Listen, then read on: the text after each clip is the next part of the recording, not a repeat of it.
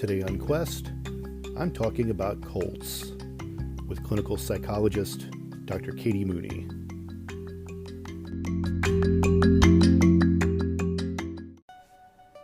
Life is a quest for logic and reason. It is a quest to find balance between science and faith. Life is a quest for knowledge and understanding. But most importantly, it's a quest for personal discovery. Whatever your quest, knowing yourself is the beginning of all wisdom. Welcome to Quest.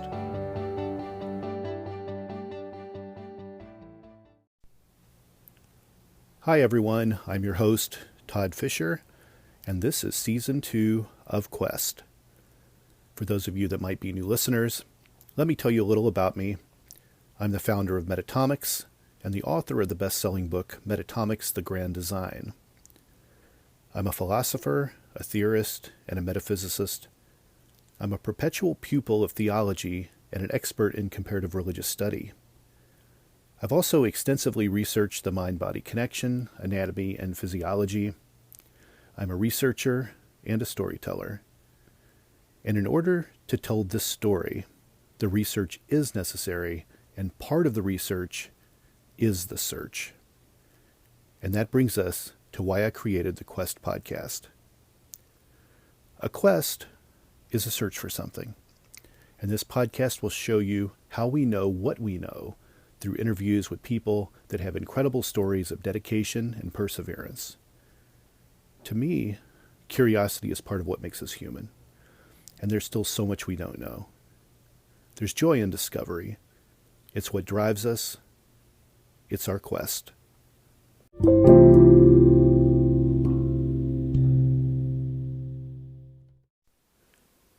Today on Quest, Dr. Katie joins me for an interesting discussion on cults, a topic we're both fascinated by, and we have a special announcement to make at the end of the interview. I hope you enjoy it. Hi, Dr. Katie. Welcome to the Quest podcast. Hey, Todd. Thanks for having me. I'm excited to be here. Well, good. You know, I've wanted to get you on the podcast for a long time. You know, for those listening, Katie and I have been friends for a long time, and I've wanted to get her on the show, but I already have all kinds of psychologists that show up on my podcast talking about, you know, all kinds of shrinky stuff. So I haven't really known where to fit her in. But this last year during COVID, we both shared a mutual interest in watching the HBO miniseries The Vow. So we got into really talking about cults in our phone calls and our text messages late at night. And I was like, this is the thing, like, let's talk about this. And I was glad that you wanted to come on and talk about it, because there's not a lot of people that want to have a discussion about cults with me. Well, I'm glad that you do, because I was happy to have a friend in watching, you know, the shows that we watched and getting a little more into cults and talking more about that kind of thing. I think it's really interesting, especially from a psychology perspective. It's really interesting. So I'm glad that you were also interested in that, and we could kind of share that together. And now we're here. And I have this interest in kind of the spiritual side of cults. And then when I started talking to you, I really got into kind of the psychological perspective, which really I don't hear much about. So it was really cool. And I have to say, the public's fascination with cults is probably at an all-time high right now. And I'm going to run a list here. I looked at the list, and this isn't even probably a really extensive list of stuff, but within the last 2 years, all this stuff has come out. Okay, so HBO has 2 shows about cults on. They had The Vow, which was about Nexium, which has been, you know, in the news constantly for the last year and a half. Now they have Heaven's Gate, the Cult of Cults on, which is in 4 parts, which is kind of the UFO cult that everyone killed themselves in the 90s. Yeah. Now, in the last few years, we had Truth and Lies, Jonestown, Paradise Lost, which was a documentary, Truth and Lies, Waco, which was a documentary. A&E had a documentary series called Cults and Extreme Beliefs. Leah Remini had her Scientology in the Aftermath show, which ran for several seasons. There was a Waco movie starring Taylor Kitsch from Friday Night Lights. He playing David Koresh. And there are a ton of news stories and exposés and podcasts devoted to cults out there. It's like the cults are at like an all-time high right now with the public. What do you think the public's fascination is with this? I think there are a lot of reasons. I think kind of it's probably similar to the public's fascination with true crime. There's something kind of like gritty and dark about cults and about these aspects of human behavior, and even the cult leaders. They're usually these people that are super charming and a lot of times intelligent. And so I think the juxtaposition of that against this dark, gritty kind of niche underworld that we don't always see, but that now we know is going on kind of under the surface, right under our nose, and probably a ton more cults that we don't even know about. For sure. And so for me, I think that's I think what draws me to it. I'm always interested and fascinated by that aspect of humanity and culture, and just those really like niche kind of subcultures like that. And so I would assume that that's what a lot of other people are also interested in. Yeah. And cult is in culture. So interesting that you use that word. Right.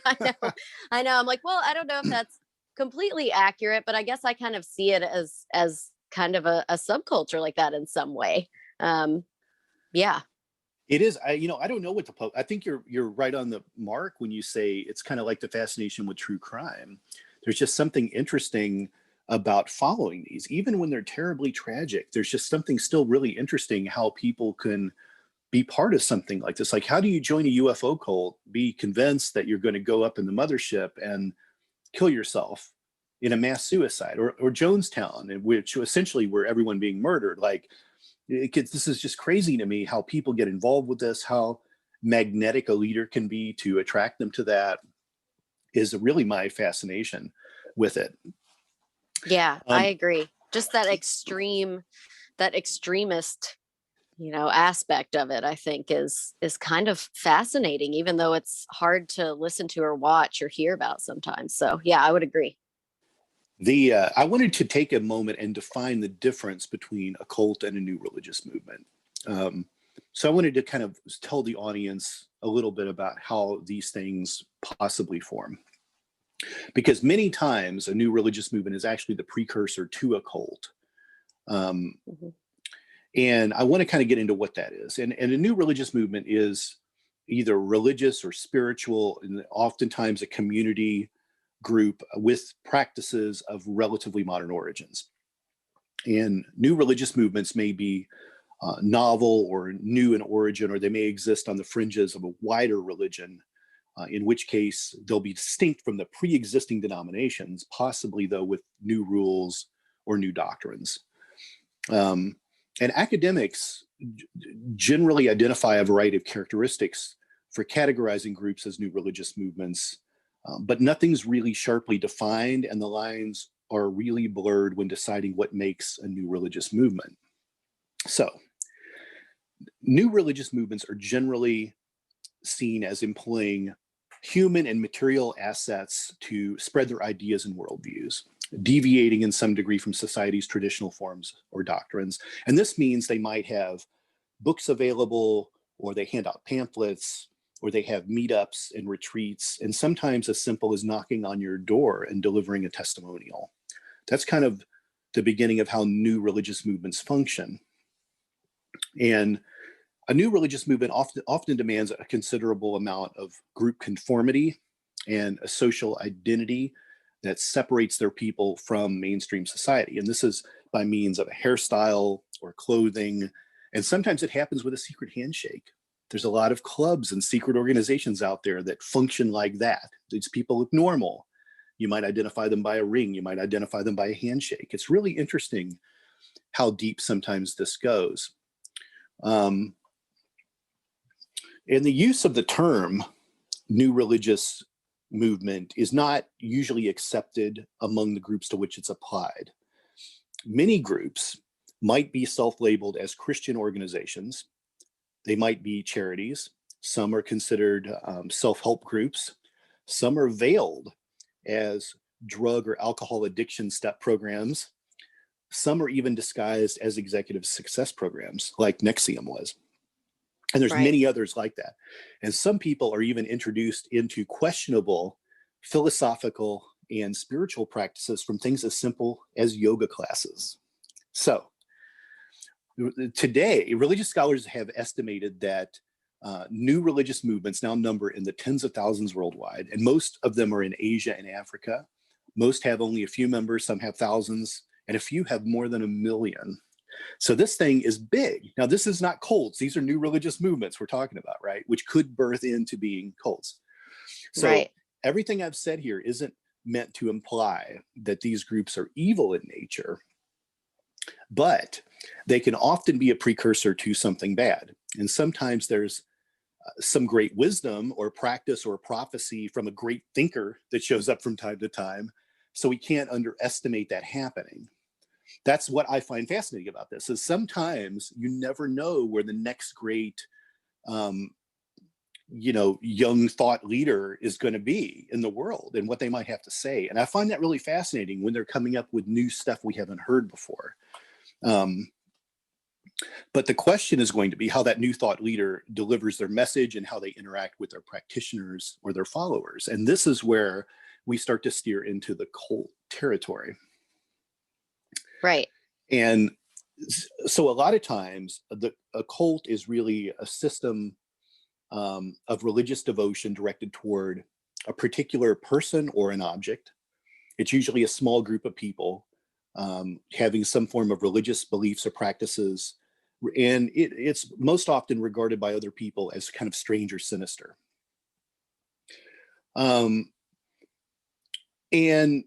there's usually a really interesting charisma around the leaders of these cults. Like you were saying earlier, they're usually kind of magnetic personalities or something that usually makes people want to be around them. But oftentimes cults wind up looking for your money. There's sex involved. There's some system of that with pedophilia or taking multiple wives or any number of things like this, most of the time geared around the leader of the cult. And oftentimes there's also kind of a carefree, off-the-grid, paranoia-based lifestyle.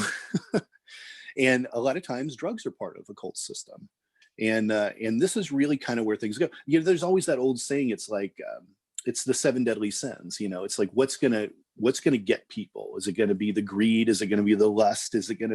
What's it gonna be? And that's where you see the cults begin to fall. You might have a great system of teaching, but then something else introduces itself and destroys it all and wrecks it. Now, so there's, again, like I said earlier, the lines are really blurred with a lot of this stuff, but this is, as you can see, Dr. Katie, I think you can see where the new religious movements can turn into the cult. And I think the key is that one person in most cases. So I'm wondering, what would define the personality types of a person who would become a cult leader? So I think there are a few. There are a few aspects to these, at least these major cult leaders that we think of. Like in a lot of the cults that you mentioned earlier, the big ones, the big names, the ones that a lot of people are familiar with. I think one term that is a little outdated, but that still kind of represents, as far as just the general definition, what we think of when we talk about cult leaders, is megalomaniac. So this is just this idea that this person is kind of obsessed with their own power. And maybe it doesn't even start out that way. Like you said, maybe it starts out as with someone who really has this great idea for certain ways that they might want to change the world. And then it kind of develops into this obsession with their own power once they start to get more and more people following them and really listening to them and, drinking in what they're saying. But as far as, from Dr. Katie's psychology perspective, what I'm thinking about, a lot of what we see really falls under what we would call narcissistic personality disorder in the Diagnostic and Statistical Manual of Mental Disorders. This newest edition is the 5th edition. And we usually just call it the DSM-5 because that's a little easier to say. And then there's another personality disorder that also has some features that we see a lot with cult leaders, and that's called antisocial personality disorder. And so I figured I would go through those two today, and then maybe even talk a little bit about some other psychological aspects or traits or one or two other disorders that may come up sometimes depending on the cult leader. Sure. So for narcissistic personality disorder, the DSM-5 defines that as a pervasive pattern of grandiosity and fantasy or behavior, a need for admiration, lack of empathy, so not being able to align with the needs, emotions, feelings of others. This usually begins by early adulthood, and we see it as being present in a variety of contexts. And so in order to be actually diagnosed with this, you would need 5 or more of these following criteria. And it just kind of depends on the person. So they could have more of this, and they could even have some traits of narcissistic personality disorder and some traits of antisocial personality disorder. And sometimes we see a combination of those. But this idea that they have this grandiose sense of self-importance, so they might exaggerate achievements or talents, right? They might exaggerate. I'm thinking of, we talked about NXIVM, and that we both watched that HBO documentary, but thinking about the leader of NXIVM, it seemed like he was exaggerating his level of intelligence a little bit. Yeah. So expects to be recognized as superior without having really any good backup for that.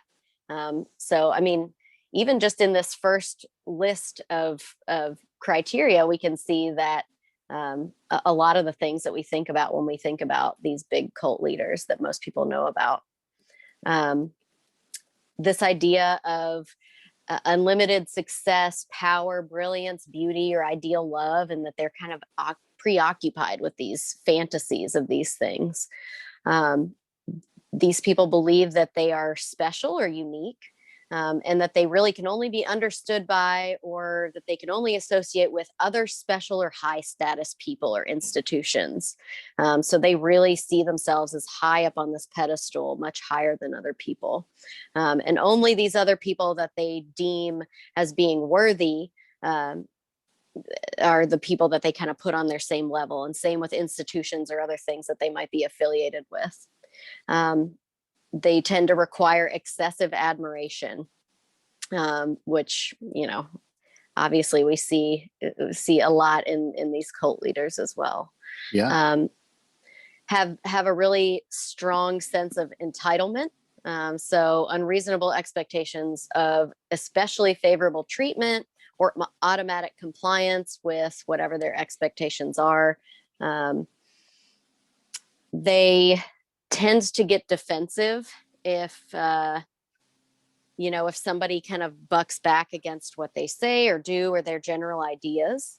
They are interpersonally exploitative, so they tend to take advantage of other people just to kind of get their own ends met. So kind of very opportunistic is what I think about. Again, lacking empathy, so can't really identify the feelings or needs of others, or they're just unwilling to really recognize with those and identify those. They are often envious of other people or believe that other people are envious of them.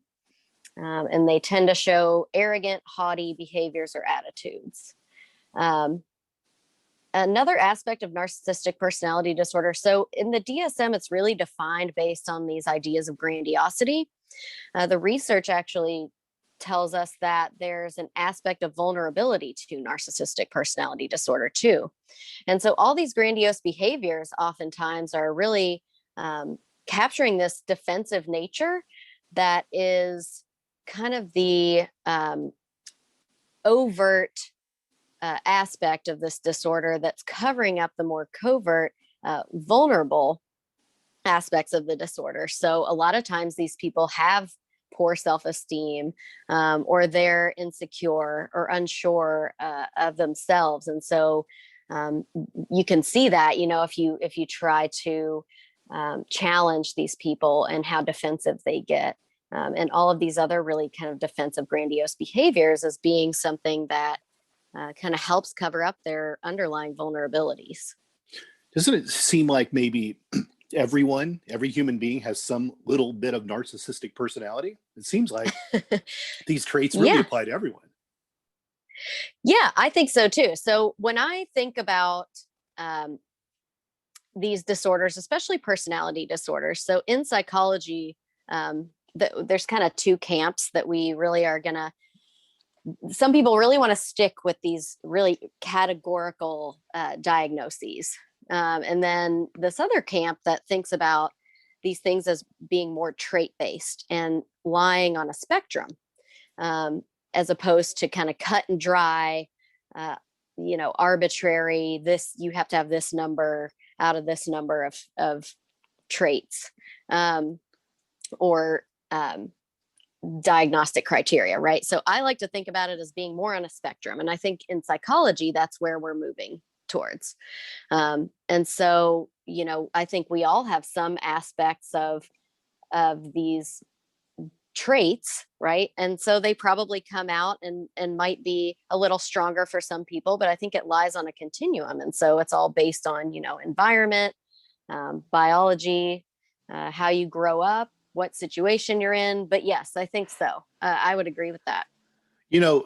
I'm curious, a cult leader, and I'll use a couple of examples here. Like David Koresh was in the middle of essentially the desert in Texas, not wanting to be bothered by anyone. I mean, he had his group of people in their compound and they didn't want any attention. And there's a lot of reasons why they may or may not have wanted that attention, but either way, the federal government was onto them for something, and we know what's happened there. A lot of people lost their lives. There was a lot of misconduct within the government and how this was handled. A lot of things went awry with Waco. But David Koresh wasn't looking for a lot of press, where if we look at like Keith Raniere wanted to meet the Dalai Lama, particularly for his public persona. He liked to put out there how great he was at everything, right? He wanted people to go to his executive success program. So we see these different types of cult leaders. But I'm curious, is this spectrum? Is this a sliding scale? Like, would a cult leader have in the beginning just wanted to have his group in a small meeting room in the library and talk to them about this new thing that they've developed? But over time, is he a product of his environment as he became more popular? Does the narcissism kick in when all of a sudden 13 followers becomes 3,000 followers and there's stories about him on the news and celebrities start joining? Is that what's contributing to his narcissism? Is it from the environment that he's in, or is he developing it on his own? Like, how does that happen? That's a really great question.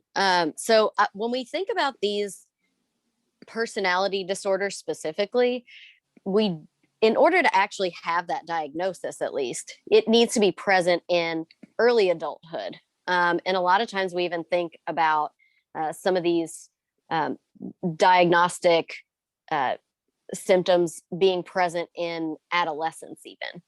And so you would really at least start to see these things early on. They may get more extreme as you go, as you grow the cult, and like you're saying, all of these things start to kind of, the cult followers start to grow these things in the cult leader a little bit more, if that makes sense. I could see that, definitely. I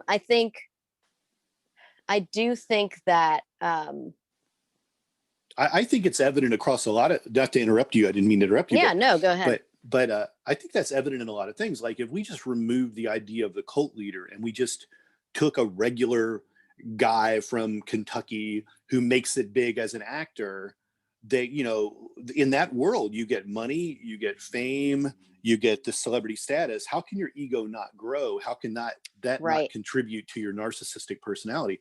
Now you have money to do whatever you want anything you want, to get you out of any kind of trouble you could ever get in. You realize that you can now possibly skirt the law in a way if you wanted. You can pretty much get away with whatever you want with money and fame. Mm-hmm. And that's just the idea of an actor or a musician, or not counting someone who's, trusted with the spiritual health of their community. Different jobs, but still all contributing to the same type of narcissism, I think, right? Yes, I would agree with that. Yeah, you're so you start to be surrounded by this idea of yes men, right? Or people that are going to enable all of these traits that we see as normally being maladaptive in society. But then when you start your own little group and you get these people that are really hanging on to what you're saying, it's kind of this idea of confirmation bias, right? So you like what you previously thought, even though it may be maladaptive or incorrect or not aligned with the rest of society, like you talked about at the beginning of the podcast, once you are surrounded by these people that really bolster these ideas, they kind of reinforce all of these maladaptive traits or aspects of yourself or your personality that you have that normally would be detrimental and you might start to recognize as being maladaptive. You've kind of created this like pillow fort almost of people around you that that enable these traits to grow and I agree, potentially get worse and become more destructive to those around you and really themselves too, probably in a lot of ways.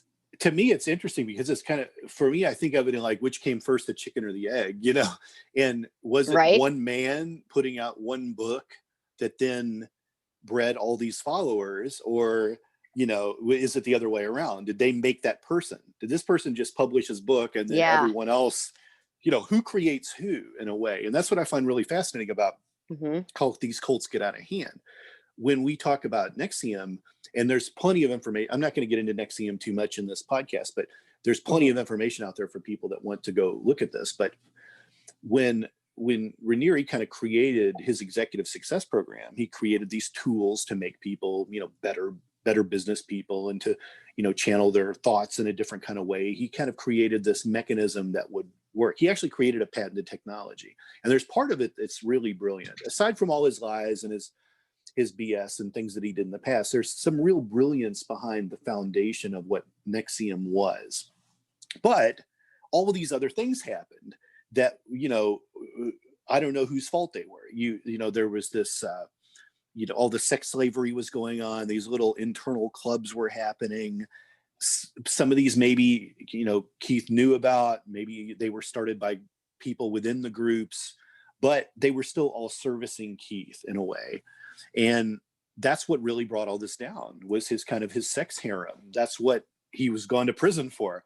So it's interesting to me that when did this go off the rails and who's responsible for it? Was that Keith and his narcissism increasing because of his public persona, or was it people within his group that were doing it? And there was kind of a cancer within the group in that way. And I find all of this really interesting in terms of how these things unravel over time. And kind of who's actually responsible for it. If Jesus Christ were alive today, how would his influence be? Would he be immediately branded as a cult leader? Would he excel because of social media? It was just really interesting to me how you could take things out of a historical perspective and what it would be like today. If Manson were around today, what would Manson's influence be to the world in a world of social media? I agree. I think that's really interesting. I think you're touching on a lot of the gray area, which, it's funny. Again, we like to, as people, we really like to try to like categorize things and label things and keep things in black and white. But life exists in this gray area. Even with these terrible things and terrible people, there are going to be some aspects of these people that we view as really like evil or terrible that are good or are intelligent. Like you said, Keith Raniere did start out with some really good ideas, actually, that could have been developed into something that was potentially really beneficial for, the field of psychology even. But because of his own personality, and his own hunger for this greed and this, wanting to be worshipped, it seemed to turn into something else. But I think you're right. I think it's kind of they feed off of each other. These two things, the leader versus the followers. So yeah, really interesting point. But I've thought about that too. I've wondered if Jesus were alive today, if he would actually have been branded a cult leader, because I think it kind of started out in a similar way. And these churches or religious affiliations that are already really strongly established seem to not always appreciate new ideas in this realm of spirituality. So yeah, good point. There is that baseline standard now in the religious world on how things need to be conducted. But it's still all fallible, as you can see from like the Catholic Church and the problems that have happened there with molestation of children and homosexuality in the priesthood. And there's been a lot of things that have gone wrong within organized religion. And the Catholic Church is the biggest church in the world. And that's not counting all the other Christian churches out there that are kind of borderline in where you're at with these new religious movements. Dr. Katie, you're from Kentucky. I grew up in Southern Indiana. And I write about this in my book, that in just this small little community of Jeffersonville, there were, and I put all the statistics in my book and I'll let people read it in the book, but there were more churches than you would normally have in a small town. So in literally a few square miles, there is almost a church on every corner. And there are several international headquarters for multiple churches in the little town of Jeffersonville. Yeah. And some of those really borderline on new religious movements that some people would call or maybe fall into the definition of a cult because of their leaders. And I'm not going to name those here because we're going to, save it for other things. But it's really interesting that just in kind of the Bible Belt in small town Indiana, there's huge movements, as well as the regular Catholic and Baptist church and Methodist churches and things like that are there. So there's a little bit of everything, which was really sparked my fascination for religion and spirituality, was just being around so many different kinds of things in a small town, and seeing that the children of people that went to these different churches show up at school, and how different their thoughts were, whether they were Mormons or Jehovah's Witnesses or whatever it was that they were, how they were treated differently, or how they had to celebrate things or what they didn't celebrate, was very fascinating to me. I never understood why. Like, we weren't all the same in school, Yeah. And so it's evident that sometimes what seems to be a small cult can turn into an international operation, and it's very interesting to me. And you mentioned, so we've gotten a little bit off of you defining personality types, because I had questions. Has to be. I know. I appreciate your questions. I want to know, growing up, I've always heard all of these different terms, these paranoid schizophrenics and psychopaths and sociopaths. And I get confused what all this is, and if some of these terms are even still used today. I was hoping you might take a minute and really narrow down the few terms that would be common for things like this and what really doesn't apply anymore, but that people might hear often. Right. Yeah. I think that's really important. And, the nomenclature is always changing.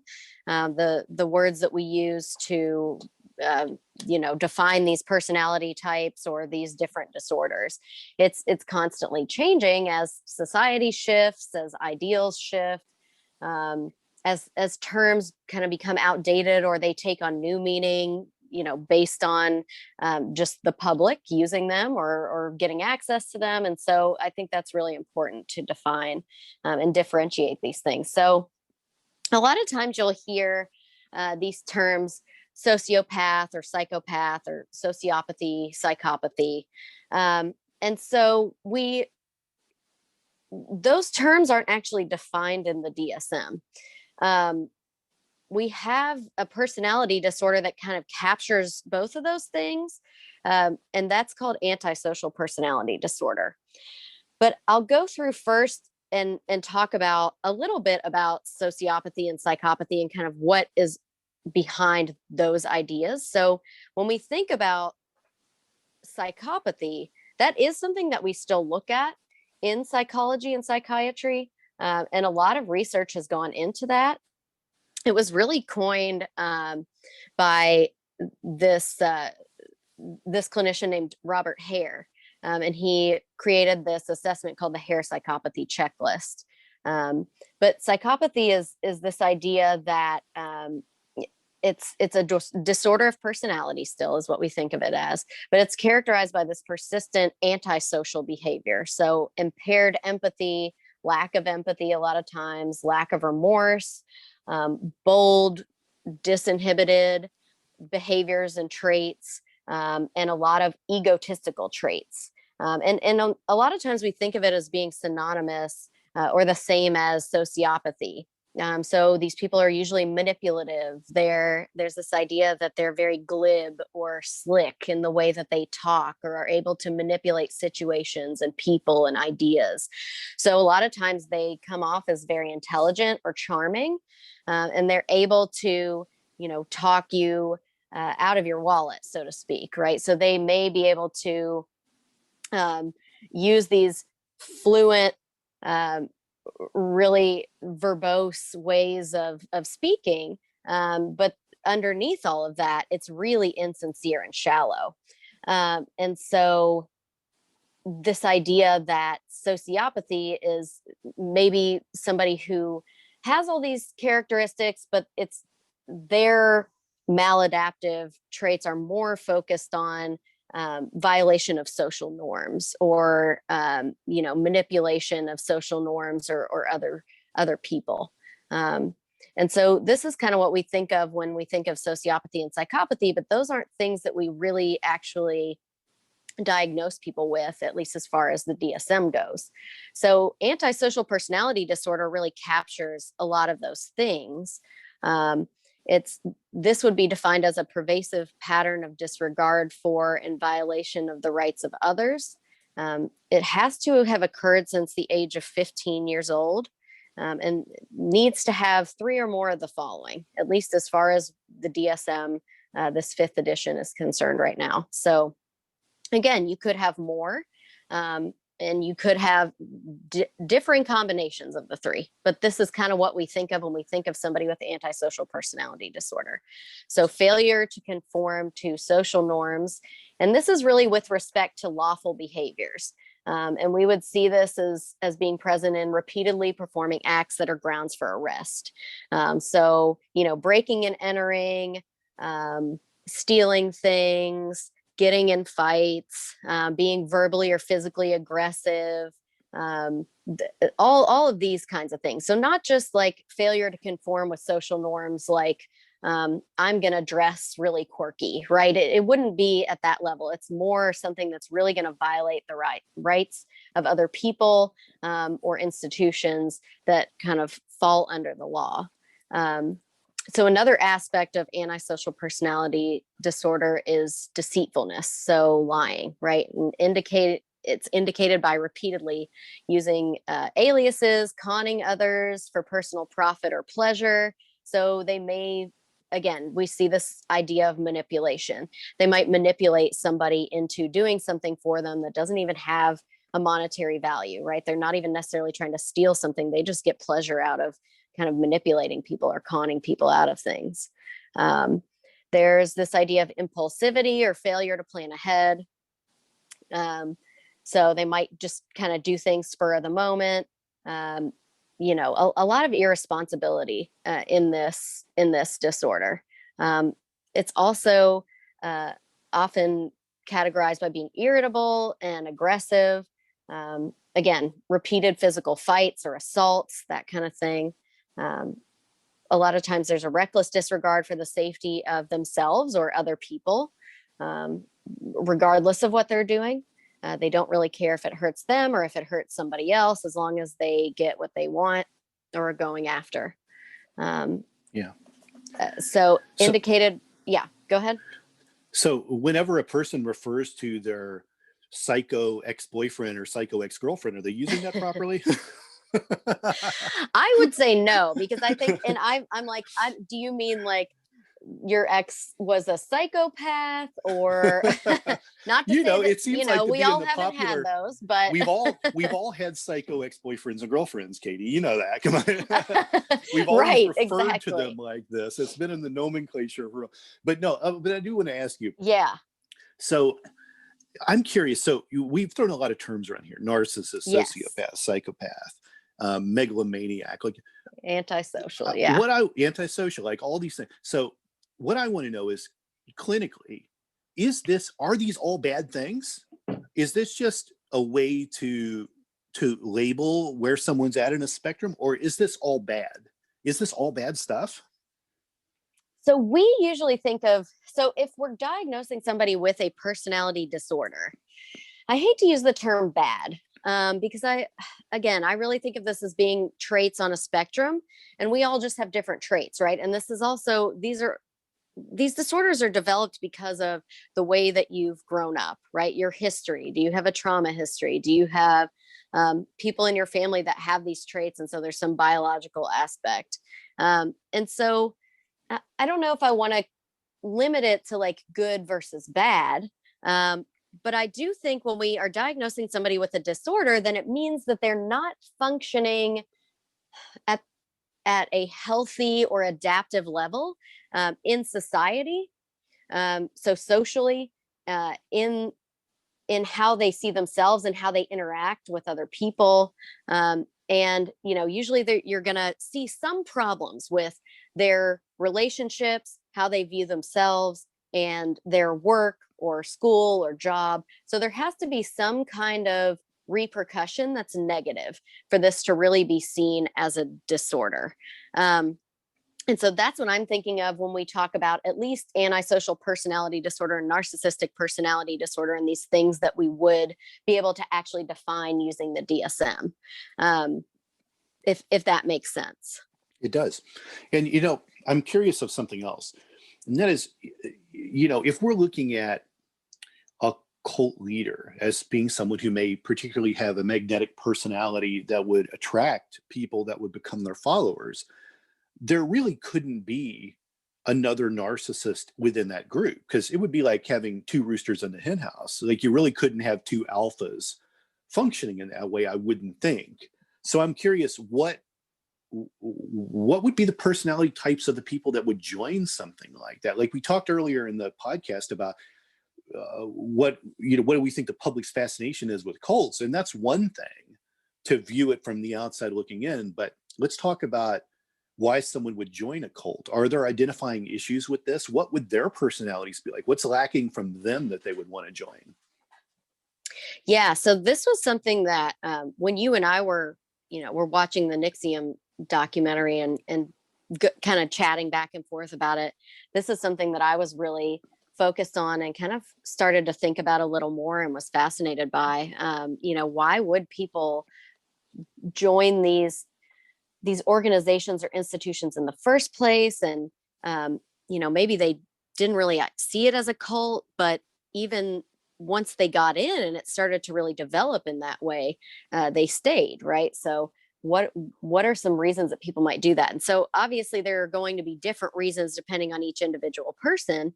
But just kind of anecdotally from what I've looked at and seen and the little research that I've done, I've noticed a few commonalities that seem to be present across cult members. And you can, jump in and let me know if you agree or if there's anything else that you've noticed. But I think, for example, one thing that I've noticed is that a lot of the people that join these cults really seem to be searching for some sort of larger meaning for their lives, or searching for some clarity about who they are as individuals. And maybe even they have been affiliated with different religions, or been a part of different religious affiliations throughout their lives, but they were kind of missing something, or they're questioning those affiliations or the underlying theories or structures behind those. What are your thoughts about that? Have you noticed that as well? So gosh, where would I want to begin with this? Let me begin by talking about organized religion. I think it's interesting. I ask this question a lot to other people that come on the show, in that is going to confession a substitute for going to a psychologist? Because part of it is the talk therapy aspect of stuff is getting stuff out, getting the words out. So a lot of people will not go to a psychologist and pay the money to go to a doctor, where they'll just go to their priest and they'll confess their sins. Right. Mm-hmm. Now, Yeah. I don't want to get into, like, this is a whole other podcast topic of debating, debating this about whether that's healthy or to do or not. But for centuries, that was the therapy of its day for people. You went and gave confession. You confessed your sins to the highest power there was and hoped you'd be forgiven. So I think there's an interesting dynamic to people that attend organized religion, and I think it's for that reason. I think it's for the Bible is a good set of rules to live your life by, great set of examples that you can use for yourself, and also there's a family aspect to it. Where your family meets another family and those kids grow up together, and and it's community. And I think, and with cults, I think it happens maybe more on an individualistic basis, although I do see couples that join cults, and there's a lot of different formations. But in a lot of these cults, you don't see, like, especially in like NXIVM, you didn't see like a family showing up, a family of four. You saw maybe a couple, that were together, or you saw a lot of single people coming. And I wonder if it's something about that aloneness, that's what they're getting from it, is maybe that's why they're joining. Right. So that's another thing that I had down here that I was thinking I noticed was that these people maybe have a lack of family support or friend support, or just like general social support. Right. It seemed like a lot of them were kind of lacking that. And they're searching that out. Right. So maybe I think for me, what I've noticed is it's two-part. It's people that are maybe searching for something more within themselves. And then people or some kind of healing within themselves. Right. I also noticed that a lot of people that join cults, not always, but it seems like there's a common theme, at least, that a lot of these people have a history of trauma. And again, we see trauma as being on a spectrum too. So this could be multiple traumas. This could be various different things, but some kind of history of trauma in general. And then maybe this lack of support. And so they're looking for healing internally, and also a place to find this safety net and this support that's crucial for us as human beings. I'm curious of this next question. This is fascinating to me. So a cult leader like a Keith Raniere, his cult winds up kind of devolving into a sex cult in a way, with a lot of like basically some human trafficking going on within his church. So this cult leader, like Charles Manson before him and David Koresh before him, I'll flip that order because Koresh was after Manson, but there was this sex cult aspect existed within their operations. What makes a follower want to sleep with that person? And I often wonder this in a lot of ways, whether it's the rock star and the groupie, or the kind of the star effer that wants to go after the celebrity. Like, what is going on psychologically with a person who will sleep with someone who's at the highest level they can be at? Because this isn't coming from the narcissist end. They don't have to do anything, but people will throw themselves at these people, which contributes to the narcissism in a way. When a rock star knows they can go out and have sex anywhere they want at any minute of the day with practically anyone they want that's their fan, that's very powerful and feeds their narcissism. But I want to know about the other end. What makes a person want to do that? How does that happen? How do you fall into the sex slavery trap? Gosh, well, again, I think it, just speaking more broadly, because there are obviously a million different reasons that could be there individually on the individual level. But more broadly, I think if we're thinking about people that don't have a lot of support, or there's a history of trauma, or they have some kind of underlying shame that's driving something, or they feel insecure, then they are looking for this validation, I would think, a lot of times in other people. they need some kind of validation from other people, that makes them feel a little more secure in themselves, and what they're doing. And I think looking at these leaders who are seen as being really powerful and oftentimes really intelligent and charming, that it's almost like that makes up for what these followers see as being deficits in themselves. And if they're people that are already kind of passive or vulnerable, um, then this seems like a big deal, right? If the leader is paying attention to me, but I kind of see myself as being, um, meek, mild, not really having a lot to offer, or I see myself as like potentially broken, because of something that's happened to me or because of who I am as a person. And all of a sudden, this really person that I see as being really special is paying attention to me. Well, then, I mean, think about, the endorphins, the oxytocin that might be released in your brain because of that, and how that could even become addictive on some level, for people that really haven't had a lot of that in their lives or don't get a lot of that and are searching that out. And it's really heavy. It heavily validates who they are as a person, which they are probably really looking for. And is that a good or a bad thing? I mean, I would say, at least as far as cults go, it seems like it's unhealthy because there's still this imbalance of power, right? There's this huge power differential. And so, and a lot of other things, obviously, that end up happening that are problematic. But I think that's one of the main reasons why it's a problem. It's not really based on, we're at this same level. It's kind of usually like, well, I'm a follower. This person has power over me. And so that person then, the leader, recognizes their power that they have over the other person. And I think that's part of maybe what they also kind of get off on, so to speak. Mm-hmm. It's a kind of a code of ethics violation in a way too. When you're put in that position of leadership, you're kind of crossing a line you shouldn't cross. I think yes, definitely. Those are things too. So that's where the cult leader is jeopardizing their leadership in a way by doing that. Rockstar, not so much, but yes, right. I know. I'm like, yeah, I'm just thinking about cults. I don't know. Rock stars, yeah, there might be more of a mutual mutual understanding there. But yeah, with cults, it seems like that power differential really plays into, getting people to follow or. Why do you think men are cult leaders? There are some female cult leaders around the world, but why do you think it's mostly men? How is this happening like this, that this system evolves with men being the leaders? What do you think there's a reason for that? That's interesting. I think, I would say in general, just because of kind of the way that society structures, how we see men and women. I will say I think this is changing.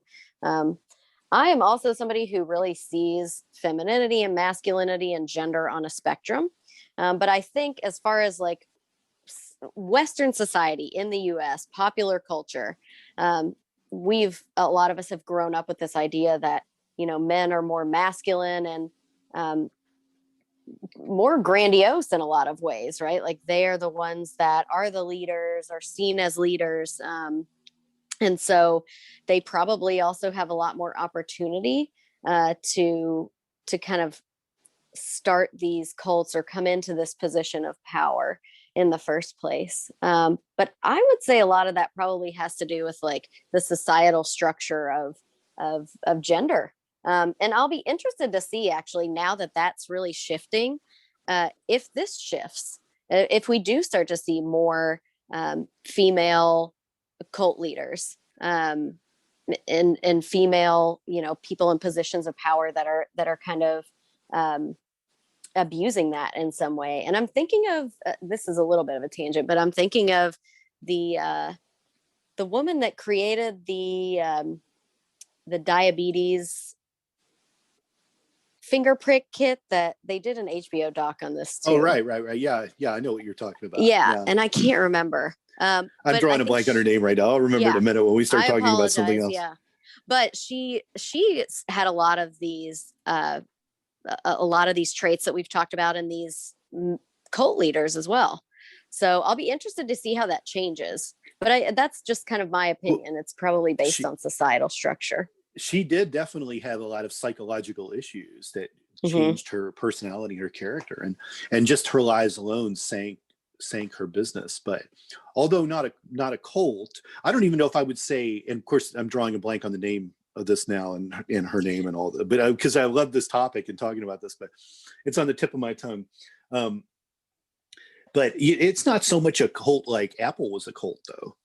I think with Steve Jobs in his followers, like really a technological cult in a way, all the way down to the consumer end, especially in the 80s, where you had this big war between the Apple fanatics and the PC fanatics. And Apple was almost its own tribe in a way in terms of how it functioned. And a lot of the early ways in which Apple functioned as a company, very tech cult in a way. And Jobs was looked at as That's this very brilliant, true. yeah, like, so definitely there you see these tendencies with people. I am very interested in seeing. I've been very interested in seeing the first female cult in America. Yes, I would be too. And just for the record, her name is Elizabeth Holmes, and it was Theranos. Holmes. Sorry, Yes. I had to look that up. I was like, yes. I don't want to just leave it hanging. It would have come to me in a few more minutes with all, but yeah. I find her very fascinating, very curious what's going to wind up happening to her, because brilliant idea that couldn't get figured out, but she may spend the rest of her life in prison. It's very interesting. Yeah, but there's some similarities for sure. She would even change her voice. Like her voice even changed when she became kind of the business person she became, and it's like really odd how almost like she had a different personality in business. Yep, she very created weird. This different person. Yeah, but I agree. I see a lot of parallels between those companies and cults. You see a lot of females in cults too around the world, and especially in America more than anywhere. And I think this is a very interesting thing. So, like, I think a lot of women are seeking out spirituality more than men are. Like when my book came out, I see the demographics in my book, and I mostly get women that purchase my book that are between 17 and 80 years old. But the men that purchase my book are all over 40, and they're a very particular type, and they're like the conspiracy theory type guy, that type person. Oh, interesting. So, and I see this happen with a lot of spiritual books. Spiritual books sell to females, because go out and try to find me a guy in his 20s who wants to talk about spirituality. They don't exist. They're doing other stuff, but there's still there are a lot of women that are searching for something. I don't know why. I don't know for what reason, or whether it's trauma-based looking, or how they grew up, or whether they had any kind of religion or spirituality. I don't have any of that study, but the needle does point toward women joining these things more than men do.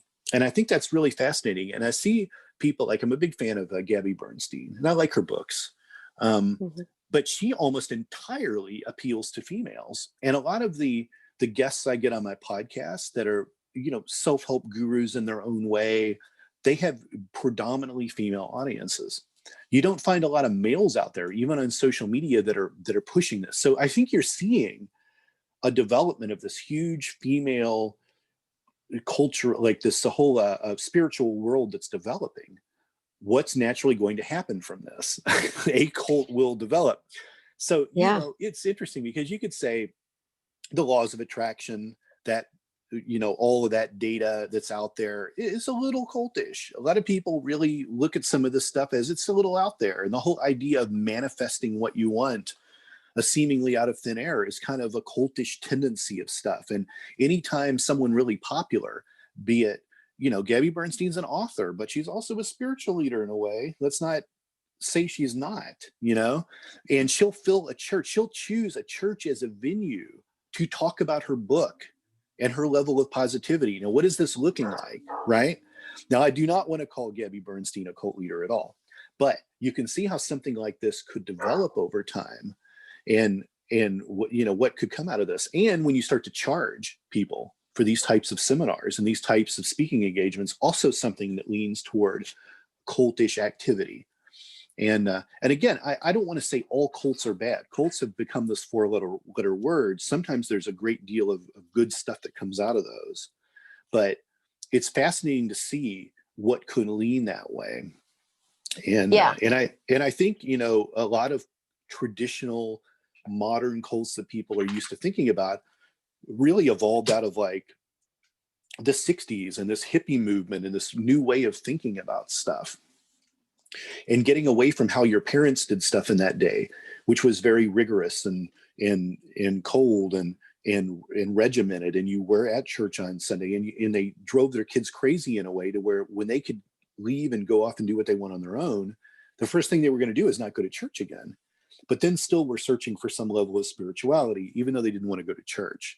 And I think that's what you saw, was these movements start to happen in the 60s and the 70s, and then that changed a lot in the 80s, and how the cult leaders of the modern day were. And it's funny, and it's really interesting because there's so many people that sometimes are skirting the edge of what could be cultish. You know, there's people, Tony Robbins skirts that a lot in terms of how he functions. Yes, I agree with that completely. I think so there's too. a lot of people, and you know, Tony Robbins sessions are always private. He doesn't let cameras in, you know, but he's marketed himself to be brilliant, and he's had best-selling books. And I even know, I mean, I know people personally that, you know, follow him, and if you know, on the occasion that I've brought that up, like, well, have you, you know, questioned any of this? It maybe seems a little like you might want to question some of the things that he touts or sells or says. And, you know, at least the people that I've talked to are very like staunchly against that idea that he could be wrong about something. So yeah, I agree. Very interesting. Yeah, it's lots of people that skirt it. Now, I'm not going to say that Tony Robbins is a cult leader by any means. Right, I agree. He's got an interesting brand. And I would have said that NXIVM was a legitimate thing until it devolved into a whole lot of little internal sects and you know, sex came into play, and a lot of lying came into play, and an overall breakdown of the infrastructure that created it. I think at one point there was a really interesting doctrine that was going on within it, and tools that people could use to help their life. And I agree, which is where we really get into that, you know, that gray area, because there were some good ideas that started in that, and there are some good ideas that cults are born out of, and it just changes. You know, I mean, the idea of love and universal understanding, and you know, healing for trauma and all of these kind of things. A lot of cults are birthed from those ideas or theories, and then it just, like you said, it changes. And even with like Alcoholics Anonymous or Narcanon or any number of these other type of 12-step programs that many times are underwritten by religious organizations, you know, these aren't necessarily bad things, because they still get you off your alcohol. They might tell you that having God in your life is important, but they still get you off the vice you had and save your life. And so these things, I think, are generally good programs. So it's going to be very interesting to sort through what actually turns them bad. And I think right now, you know, what we have to look at is whether or not, depending on the country you live in, if they are actually realistically breaking a law, we have to kind of give credence to let the cult operate, let the new religious movement operate until they actually break a law. And when they start to break a law, then you can start to, you know, looking at it in a different way. So I think we have to be fair. Right? Yeah, I agree. I think it can also be really hard to know when they're breaking a law if it's kept very secretive. But so, you know, we don't know what goes on in the Mason Lodge either, or the Knights of Columbus Hall, or any number of other fraternal organizations. Like, you know, like these are groups that have been keeping secrets for a really long time, mysterious groups of people. But you know what? Until someone's murdered or someone's, raped or abducted, really, we kind of have to say it's secretive. It's interesting, but I shouldn't speculate they're actually doing anything terrible, Right. Yes, I agree with that completely. I'm all about getting the data and the facts before I try to jump to a judgment. We're running out of time, but I wanted to bring up the multi-level marketing aspect of modern cults, because I think this is really important. And I wanted you to touch on it, and let's do it briefly because we're kind of running over on our time. Yeah. But I find the multi-level marketing aspect of modern cults probably the single most important facet of their operations when gaining members. Talk about multi-level marketing with cults for a second, what you think about it. So I will just preface this and say I'm really interested in this as well, because I am not a huge fan of multi-level marketing. I think, I don't know, it just seems very manipulative in a lot of different ways, and it always benefits kind of just the top people. And so we really start to see this power differential here as well. I think it's really interesting because it's a really good way to rope people in, actually, because a lot of people love MLMs, multi-level marketing companies, and don't see anything wrong with them. And they think it's a really good way for them to, make money or become better at business or any other aspect of their personality. There's some structure in it, and I think people like this idea of structure. And in my opinion, at least, there are a lot of buzzwords, right? They use a lot of buzzwords as well. All of these like really basic, fundamental aspects of being able to be a good public speaker or good with other people. I see a lot of that in this MLM idea, especially within cults.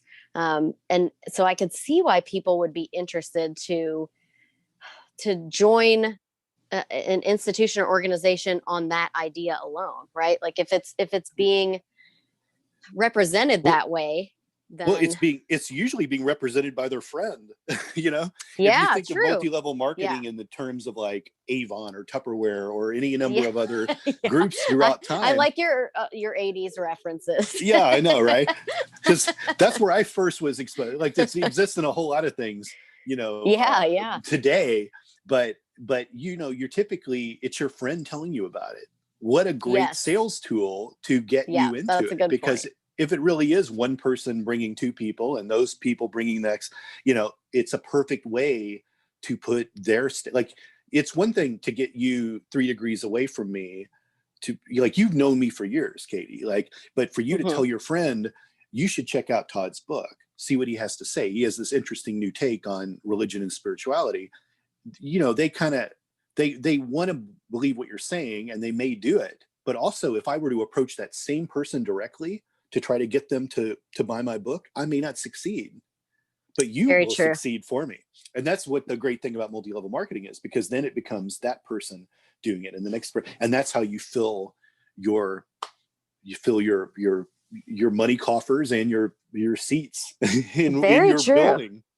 And it's also, you're bringing up that just one last good point too, of like, if these people don't have a lot of friends or a lot of social support, then they're probably going to trust the few that they have if they're offering this to them, or even someone they don't know very well. Well, this could be a really good opportunity to get closer to other people, or have this support group, and it's going to benefit me in all these other ways, whatever they might be, spiritually, intellectually, socially, potentially in my job. Maybe I can stay in this and make some money with it, depending on the cult or the institution or organization. So I think it's a very smart tactic. We'll take a deeper dive into the multi-level marketing aspect of modern cults, because you and I are doing something really cool, and we're going to announce it right now. We have a new limited series podcast coming in the spring called Cult Following, and it's hosted by Dr. Katie and myself. And we're taking a new approach to talking about cults and the people that participate in them. And I'm not going to give too many details because we have a lot of surprises coming, a lot of special guests. But be looking for that. We'll definitely make announcements about it and tell people how to find it. Are you excited? As excited about it as I am?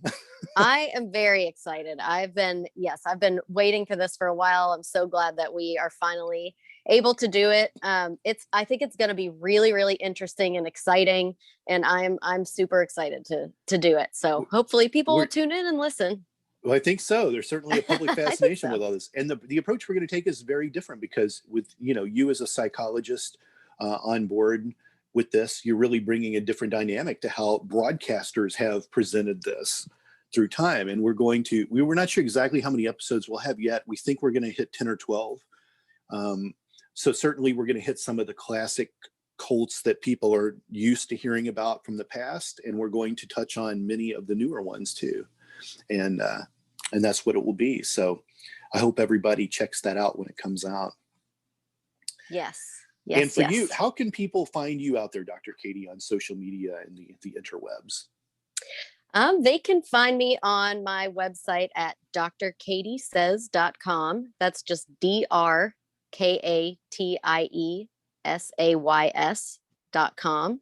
And you can also find me on Facebook, Instagram, and LinkedIn as well. So I hope everybody checks it out. I really appreciate talking to you today and having this cool conversation and being able to introduce our podcast. And I just love you as a dear friend as well. So thank you for having me. Oh, it's no problem. I really enjoyed it today. And take care. Thanks for coming out today. And we're going to talk soon. Okay. All right. We will. Sounds good. Take care. Bye-bye.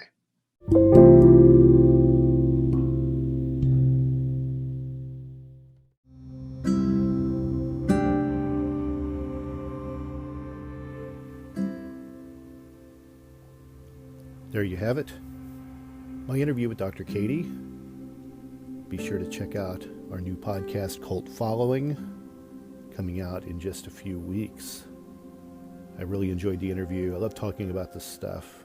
It's all very fascinating. We have some great things we're going to talk about in this limited series. I'll see you next week on Quest.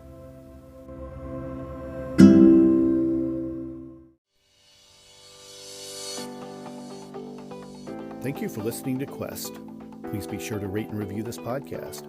This podcast is produced by Todd Fischer and distributed by Metacortex Publishing. This podcast is copyright. Any previously trademarked or copyright content is used by permission. Be sure to visit the official website for the International Association of Metacomics at metacomics.org or find us on social media for other unique content. And make sure to pick up a copy of the book that started a spiritual revolution, Metacomics: The Grand Design, available for sale online and at most major bookstores.